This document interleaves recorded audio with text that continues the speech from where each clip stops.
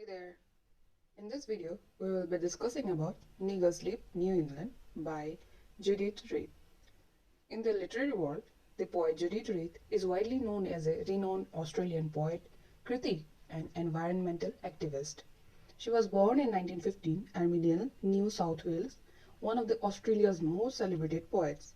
She was a prominent environmentalist activist for Indigenous rights. She developed a deep connection to the Australian landscape और उसी वजह से उनके poetry में हमें ऑस्ट्रेलियन लैंडस्केप के बारे में बहुत कुछ जानने को मिलता है. And these are the themes of our poems. The theme of Nigger Sleep, New England deals with loss, cultural trauma, and erasure of Indigenous Australian identity.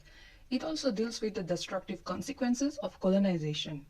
In this poem, she turns her attention to the violence inflicted on indigenous bodies, histories evoking tragic memory or massacre that targeted Aboriginal people.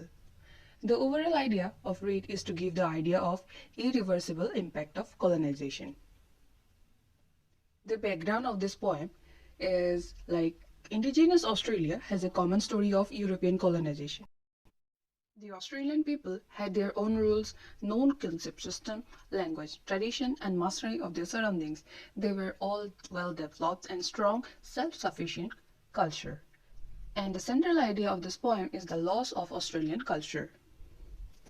The poet addresses the violent and tragic aspect of this erasure, referencing a historical incident in which indigenous people were driven off a cliff by the colonizer or the settlers. In this whole poem, she was referencing to that one incident, how the colonizers were colonized people. The cliff itself becomes a silent memorial to the lives lost and trauma endured. And the key points are, in this poem, the very title seemed to be a parody of the famous line uttered by Neil Armstrong, the American astronaut and the first man who walked on the moon in 1969. That's one small step for man, one giant leap for mankind.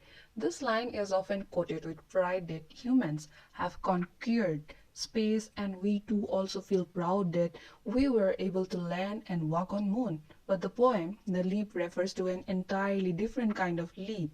That is, the native Aborigines were forced to jump off a cliff and commit suicide. And the second half of the title, New England, clearly indicates the mission of the white colonizers as they intended to create a New England in a foreign country.